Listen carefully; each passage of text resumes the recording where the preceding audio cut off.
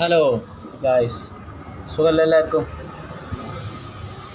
സുഖമാകട്ടെ എന്ന് ആശംസിക്കുന്നു, സുഖമെന്ന് വിചാരിക്കുന്നു. ഇന്ന് ഞാൻ പറയാൻ പോകുന്ന ഒരു വിഷയം, ബസ് തടഞ്ഞു നിർത്തുന്ന പരിപാടി നിർത്തണം. കാരണം ഒരു ഡ്രൈവറോ അല്ലെങ്കിൽ ക്ലീനറോ ചെയ്ത തെറ്റിന് ഒരിക്കലും ബസ്സിലുള്ളവരെ മൊത്തം ശിക്ഷിക്കുന്ന തരത്തിൽ ബസ് തടഞ്ഞു നിർത്തരുത്. ബസ്സിലുള്ള യാത്രക്കാർ പല വഴിക്കും പോകാനുള്ളവരാണ്. വികലാംഗരായവരുണ്ട്, ഗർഭിണികളുണ്ടാകും, കുട്ടികളുണ്ടാകും, ഹോസ്പിറ്റലിലൊക്കെ പോകേണ്ടവരുണ്ടാവും, ട്രെയിന് കിട്ടേണ്ടവരുണ്ടാവും, സമയത്തിനെത്തിയാലേ ജോലി കിട്ടുമെന്നുള്ള ആൾക്കാർ അതിലുണ്ടാകും. ഇങ്ങനെ ഓരോ ആവശ്യങ്ങൾക്കും വേണ്ടി കയറിയതായിരിക്കാം ആ ബസ്സിൽ. അതുകൊണ്ട് സഹോദരങ്ങളെ, ബസ് തടഞ്ഞു നിർത്തരുത്.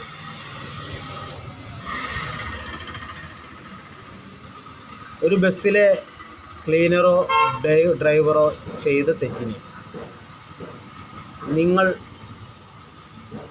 ആ ബസ് എവിടെയാണ് പാർക്ക് ചെയ്യുന്നത് അവിടെ പോയി സംസാരിക്കുക. ബസ് സ്റ്റാൻഡിൽ പോയി സംസാരിക്കുക, ബസ് പാർക്ക് ചെയ്യുന്ന സമയത്ത്. അത് വിട്ടിട്ട് ബസ്സിലുള്ളവരെ മൊത്തം ഉപദ്രവിക്കുന്ന തരത്തിൽ ബസ് തടഞ്ഞു നിർത്തരുത്.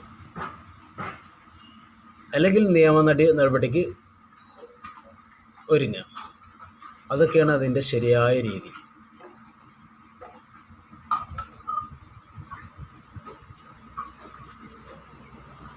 പിന്നെ നമ്മൾ പൈസ കൊടുത്ത് ഇന്ന സ്ഥലത്തെത്താൻ വേണ്ടിയിട്ട് ഒരു ബസ് ഉണ്ടെങ്കിൽ ആ ബസ് അവിടെ എത്തുന്നത് വരെ എന്തെങ്കിലുമൊക്കെ പ്രശ്നം ഉണ്ടെങ്കിൽ ബഹുമാനപ്പെട്ട നാട്ടുകാരെ